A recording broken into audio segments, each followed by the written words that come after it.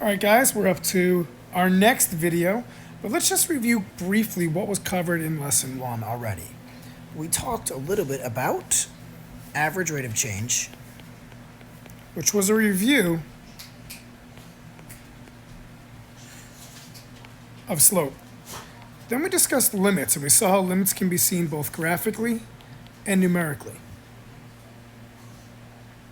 Now we're going to talk about the derivative, which we mentioned in our videos about average rate of change, and instantaneous rate of change. So let's look at how people discuss the derivative and the 3 different ways that it's going to come up as to how the derivative affects different functions and curves.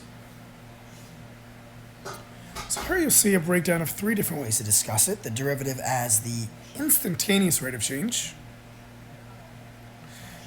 the derivative definition using the limit of slope, and the derivative as the slope of any function at a point.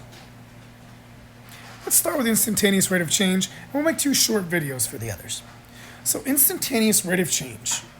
If you remember from earlier in the lesson, we said that average rate of change is similar to getting a secant line and taking the 2 points and finding the slope, whereas instantaneous rate of change is the slope of something right at that moment, right at that one moment in time. And it wouldn't be a secant line, it would be more like a tangent line because it's just touching at one specific point. So how do we look at something like that, both with calculus and without? I've got a question here for you to look at. Given f of x equals 2x squared minus 5x as the position of an object, find the object's velocity when x equals 3. Well, from physics last year, all of you learned that the change in position over time, or s2 minus s1 over t2 minus t1, is known as velocity. So the average rate of change of position over time is velocity. And since we want to get that value at 3, earlier in today's lesson, we talked about looking both before and after a number and then getting its slope. So this will be like the secant line. So instead of x equals 3, we're going to look at x equals 3.3 and x equals 2.7. And if you look here, it's already worked out for you. Freeze your video, check the math, see if it makes sense. This is our f of b minus f of a all over b minus a. And we get the answer here of 8.4 feet per second. With calculus, we have another way to do this. Even though this part without calculus gave us an answer of 8.4, this was still an approximate solution. Right? We would say it's almost the slope, right? But I don't know that I could call that the derivative because it's not the instantaneous rate of change, it's the average rate of change. So with calculus, we can actually get that moment in time. So the instantaneous rate of change of f of x equals 2x squared minus 5x would actually be 4x minus 5.